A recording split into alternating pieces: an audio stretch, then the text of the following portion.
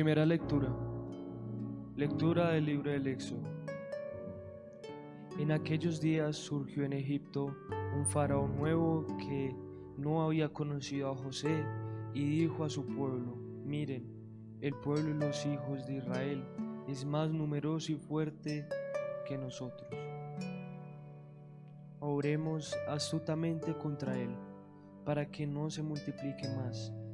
no vaya a declararse una guerra y se alíen contra nuestros enemigos,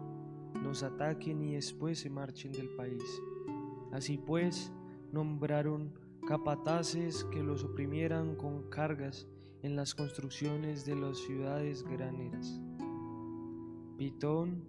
y Ramsés. Pero cuando más los oprimían, ellos crecían y se propagaban más, de modo que los egipcios sintieron aversión hacia los hijos de Israel. Los egipcios esclavizaron a los hijos de Israel con crueldad y les amargaron su vida con duros trabajos, del barro y de los ladrillos, con toda clase de faenas del campo. Los esclavizaron con trabajos crueles. El faraón ordenó a todo su pueblo: cuando nazca un niño, échenlo al Nilo. Si es niña, déjenla con vida. Palabra de Dios. Pues en esa primera lectura pues nos habla sobre la envidia y como la soberbia del faraón, que al darse cuenta que los hijos de Israel se propagaban más y más y más, y como que pues en esa época pues los israelitas pues era un pueblo muy chiquito y empezó a crecer muy rápidamente, y pues ya los egipcios ya, y más que todo el faraón, que pues no había conocido a José, que pues gracias a José fue que faraón empezó a ser como una potencia. Entonces no había conocido de José y pues se llenó de ira y empezó a esclavizar a cada uno de los israelitas, y entre más los esclavizaba, más se propagaban. O sea, como cuando uno, o sea, pues es muy ordinario, pero como cuando uno espicha la cucaracha y salen tres cucarachitas más, así, o sea, digamos, algo así, muy fuerte la forma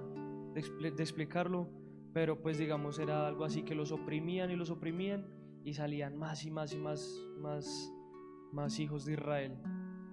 Entonces pues ya el faraón, al darse cuenta de que entre más los oprimieran, entre más les pusieran cargas más pesadas, empezaron a tirar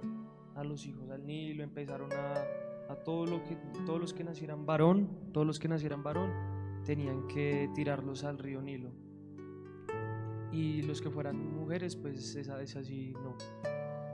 Entonces pues ahí nos muestra que hasta dónde puede llegar la soberbia y la envidia de una persona, que hasta el punto de desearle lo peor al otro. Digamos, por eso tenemos que cuidar mucho nuestro corazón para no dejarnos llevar porque a este le esté yendo mucho mejor que a mí, ni que digamos que generar contiendas y buscar la caída de la otra persona, sino como lo que está buscando el faraón, que lo que buscaba era que el pueblo de Israel dejara de tener hijos, que dejara de crecer tanto, y pues los israelitas tenían pues eran más fuertes en temas de trabajo, digamos los mejores guerreros en esa época eran los israelitas, porque eran fuertes, altos, ágiles. Entonces digamos también el miedo del faraón de que los viniesen a atacar los israelitas. Entonces nos tenemos que sentar a pensar y revisarnos a nosotros mismos, que si estamos deseándole lo mejor al otro, que si solo queremos ver que de la otra persona caiga, como digamos esas personas, digamos esas personas que que empiezan a crecer, a crecer, a crecer, y usted los ve como que, digamos, en muchos ámbitos, digamos, en espiritualidad, digamos, hasta en la misma religión, que llega una persona de la nada y empieza a crecer muy rápidamente en virtudes, en una persona que empieza a ser muy servicial, empieza a crecer y a crecer mucho en ámbitos espirituales. Entonces empiezan a buscar la caída, decirle no, como llegó hace poquito y vea cómo está, y empieza a generar esa envidia, y yo que llevo aquí intentando pues todo esto y a él se le da más fácil que a mí, ¿por qué? Y entonces empiezan como ni siquiera sin haberlo conocido ni conocer su historia de vida, empiezan a juzgarlo y empiezan a buscar la caída, no es, este solo se está este solo se está haciendo el santico, este solo quiere venir acá a mostrarse como el mejor y quiere pues, o digamos en estos momentos como en un puesto de trabajo que llegó y empezó así, y yo que llevo aquí 10 años, 3, 4 años, y ese que lleva apenas 6 meses ya lo ascendieron y está igual que yo, o digamos cosas así, y empieza a generar esa envidia y a generar ese odio, y cuando uno no ni siquiera ha conocido a la otra persona. Entonces hay que revisarnos profundamente, examinar nuestro corazón, si en verdad lo que buscamos es el bien para la otra persona. Digamos, una persona humilde siempre va a querer no ser el mejor, obviamente quiere ser el mejor, pero va a intentar más que ser el mejor, dar lo mejor de sí. Una persona humilde intentarlo todo, o sea, sin dar nada a cambio, o sea, intenta hacerlo todo. Pero una persona soberbia siempre quiere ser el mejor, siempre quiere ver a las personas por debajo, siempre quiere por debajear a las personas, yo soy el mejor, yo soy el mejor, yo soy el mejor. Y cuando llega otra persona que puede que no tenga la misma soberbia, pero tiene, digamos, más carisma y es una persona no tan cerrada en sí mismo, sino que es más abierta, empieza a darle más rabia, o es más humilde y ve que lo escogen a él en vez de al soberbio, empieza a generar rabia, empieza a buscar la caída de la otra persona, empieza a hacer que ponerle el pie para que caiga, metafóricamente. Entonces tenemos que revisar profundamente en nuestro corazón si en verdad somos personas soberbias o una persona que intenta ser humilde, porque cuando uno se cree humilde ahí ya se fue. La humildad es una virtud y algo tan difícil de conseguir. O sea, es fácil y a la vez difícil de conseguir, porque tan solo creyéndose, o sea, solo decir yo soy humilde ya perdió toda la humildad. La humildad es hermosa y es muy difícil, porque en algún momento puedes estar muy bien y en algún momento dices no, yo soy una persona humilde, y ya perdiste toda la humildad que tenías, se fue. Y llegar a la soberbia es un pasito, es algo que es ya solo juzgando a la otra persona, mirando por debajo a la otra persona, ya está siendo soberbio. Entonces, digamos, una persona humilde siempre va a querer dar lo mejor de sí, y si está difícil y si está complicado, digamos, así como los israelitas, que aún así los esclavizaron, lo hicieron y pues, se multiplican, y pues seguían haciendo el trabajo y seguían dándolo todo, todas las mañanas seguían dándolo todo, y a pesar de que lo estuvieran esclavizando, a pesar de que fueran un pueblo muy numeroso, ahí pues digamos seguían ahí luchando y pues digamos queriendo tener una familia, saliendo adelante. Entonces digamos eso es lo que tenemos que buscar, a pesar de que la vida o el jefe o el compañero nos haga la vida complicada, la vida difícil, tenemos que seguir multiplicándonos. Metafóricamente, tenemos que seguir avanzando, dar lo mejor de nosotros, no quedarnos solo en no hago lo que puedo. O sea, si podemos dar más, dar más. O sea, si podemos, como dice Jesús, Si te pide que camines una milla, camínale dos. O sea, poder dar ese pasito más, o sea, no quedarnos como una persona humilde que no se conforma solo con dar, no, pues esto es lo que puedo dar, no. O sea, si puedo dar más, doy más. O no como el soberbio, no, que ya, que lo haga él. No, no, o sea, que lo haga esa persona y ya. Examinarnos a nosotros mismos y si podemos dar más, demos más. Porque tenemos, si tenemos la capacidad de poder servir a la otra persona, hagámoslo de corazón. Entonces eso es lo que nos deja de enseñanza la primera lectura, a ser humildes y dar lo mejor de sí, o sea, multiplicarnos, ser mucho mejores cada día, no quedarnos como en la soberbia del faraón de buscar la caída de la otra persona, de lastimar a la otra persona, que la persona no tenga esto, buscarle trabas, digamos, el jefe, digamos, el jefe, digamos, empieza a echar, a exprimir al trabajador solo para que, o sea, solo para que él se vaya o algo que,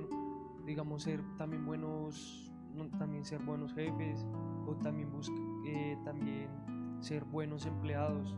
ser buenos trabajadores. Digamos, si el jefe me pide esto y sé que puedo ayudarlo con otro poquito más, dar otro poquito más, porque también ahí está la humildad. Necesitamos aprender de nosotros mismos y salir adelante. Y si podemos, digamos, ayudarle al jefe en algo o digamos, ayudarle digamos, siendo el patrón, ayudarle a la otra persona que aprenda y a que crezca, también eso es muy bueno, porque pues todos venimos a este mundo a seguir adelante, a multiplicarnos, a poder salir todos los días y ser como ese pueblo de Israel, que a pesar de que lo humillaban, a pesar de que lo tenían esclavizado, iban y trabajaban y hasta que llegó Moisés, los liberó y empezaron a tener y crecieron y crecieron y crecieron. Digamos, hoy en día los inventos más grandes de la humanidad fueron judíos. Digamos, el teléfono para llamadas a larga distancia, pues a principio cuando se creó el teléfono fue creado por un judío, las agujas las crearon los judíos, o sea, tantas cosas que han creado los judíos. O sea, nosotros no podemos cerrarnos en no, solo podemos dar eso, no, si podemos dar más, si podemos salir adelante, si podemos luchar la vida. Digamos, con un matrimonio si está complicada la vuelta, está duro salir adelante, porque pues el matrimonio es complicado, es difícil, a veces hay cosas que van a interferir en la paz de ambos y hay cosas que van a hacer que se fracture un poco, pero lo que necesita Dios es unos hogares fuertes que a pesar de que el demonio los, los esté estremeciendo, a pesar de que el demonio haga todo lo posible para que ese matrimonio caiga, uno ser humilde y si uno no es del error, pues pedir perdón y pues intentar de que siempre dar lo mejor de sí, no quedarnos solo con no, yo vengo aquí, hago esto, no, si puedo dar este poquito más, si puedo llegar a la casa, compartir con mis hijos, hacer algo, dar ese poquito más a pesar de que venga del trabajo cansado, a pesar de que esté mamado del trabajo y no quiera saber nada, dar esa millita más que pide el Señor, es compartir con los hijos, compartir con la esposa. Es difícil, o sea, digamos, es difícil, digamos, uno sentarse acá, pues yo gracias, pues todavía no soy joven, pero digamos, uno pues, digamos, se da cuenta con las familias, con los conocidos que pues ya tienen familias, ya tienen hogares, digamos, se da cuenta que, digamos, uno puede dar ese poquito más. Yo conozco varios hogares que el papá está agotado, le ha ido un poco duro en el trabajo y a pesar de todo, de que estuviera, digamos, llegase un poco pues lastimado del trabajo, o sea, en quiebra, todo, siempre intentaba darle lo mejor a la esposa, a los hijos, siempre intentaba darle lo mejor a la esposa y a los hijos. Y si podía traerles un detalle a la esposa, si podía traerles todos los días. Y no fue el mejor esposo del mundo, pues tuvo sus defectos, le gustaba mucho el alcohol y todo eso. Y a pesar de todo eso siempre tenía tiempo para sus hijos, siempre tenía tiempo para su esposa. Y a pesar de todo eso, los hijos, pues no fue el mejor padre del mundo, pero a pesar de todo eso, sus hijos lo recuerdan siempre porque pues ya creo que ya murió, no me acuerdo muy bien. Y a pesar de todo, sus hijos lo recuerdan como un gran papá, porque siempre los acompañó, siempre estuvo con ellos. Y con la esposa, a pesar de que le llegaba a veces borracho y todo eso, siempre le llegaba con un detalle, siempre le llegaba con unas rosas, con algo, y siempre intentaba como explotar esa chispa de amor. Porque lo difícil es caer en esa rutina, digamos, esos hogares, digamos, que están en Dios, que digamos que a pesar de que entren en quiebra, entren en crisis, pues que un hijo se murió algo, y aún así sigue como apoyándose la esposa y el esposo para salir adelante de esas crisis. Es muy hermoso, y uno poderse dar cuenta que ya, o sea, ya poder salir de esa zona de confort y poder dar esa millita más, poder compartir un poco más con los hijos, poder compartir un poco más con la esposa, crear ese fuego de amor a diario. Entonces, esa sería la reflexión de la primera lectura. Conclusión: hay que dar un poco más, o sea, no quedarnos en dar. Ahorita en el Evangelio nos va a ampliar más esa perspectiva de dar un poquito más,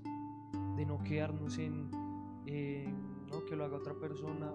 o no, yo solo me voy a acostar a dormir, y no, pues compartir también con los hijos, no solo yo doy el pan y ya, y ellos que ellos sepan que yo lo estoy trabajando y estoy trabajando por ellos, es porque eso no, a un hijo no lo llena. O sea, el hijo pues puede que tenga todos los lujos, puede que tenga todo, pero sin el amor ni el compartir de un padre es muy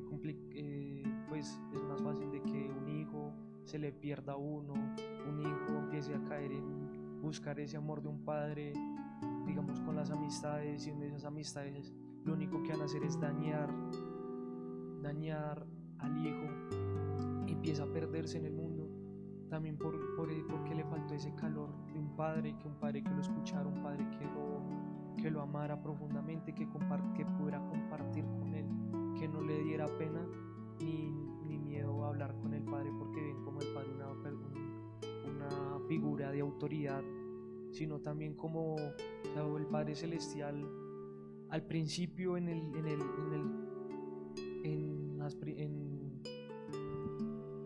el Antiguo Testamento se veía a Dios Padre como un Padre de autoridad, como un Padre o sea, un Padre que castiga, un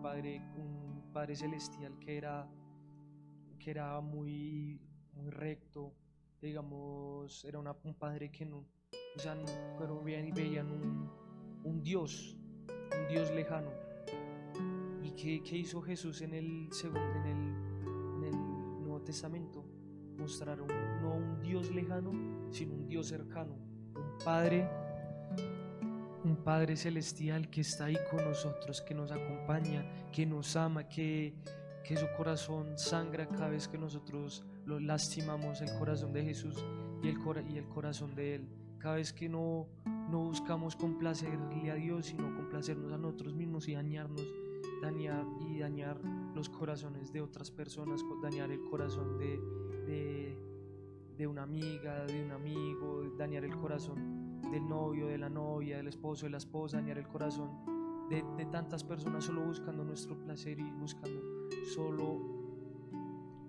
llenarnos a nosotros mismos, sabiendo que qué bonito es primero dejarse amar. Y pues lo que yo siempre he dicho, al dejarse amar podemos amar a las otras personas genuinamente. Entonces nos muestra ya en el nuevo, o sea, un Padre que está ahí con nosotros, un Padre cercano, un Padre presente, un Padre que está ahí siempre con nosotros, un Padre celestial. Eso es lo que nos intenta mostrar Jesús.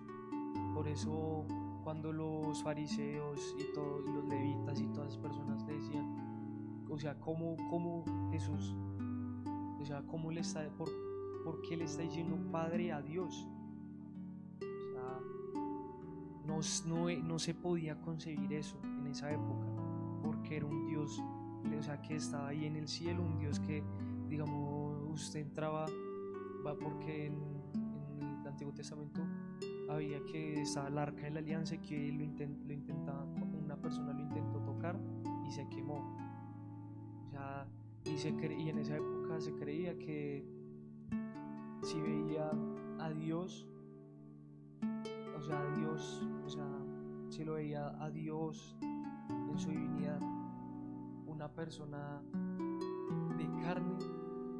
moría al instante solo por verlo. Entonces, digamos, se veía, porque pues era una divinidad y pues uno es un humano, uno es frágil, uno es débil. Entonces, al ver tanta divinidad iba a morir. Entonces eso era lo que se creía en esa época. ¿Y qué fue lo que buscó Jesús en el Nuevo Testamento? Ver un Padre cercano, decirle Abba, Padre, en un Padre nuestro que estás en el cielo, santificado sea tu nombre. O sea, no un Padre lejano, sino un Padre nuestro que estás en el cielo, Padre nuestro que está en el cielo, que mandó, un Padre que mandó a su único Hijo para que muriera en la cruz. Entonces eso es lo que, digamos, nos deja ver la primera lectura, ya entrando a profundidad. Y ya pues ya toca seguir con el salmo, pues que ya me alargué.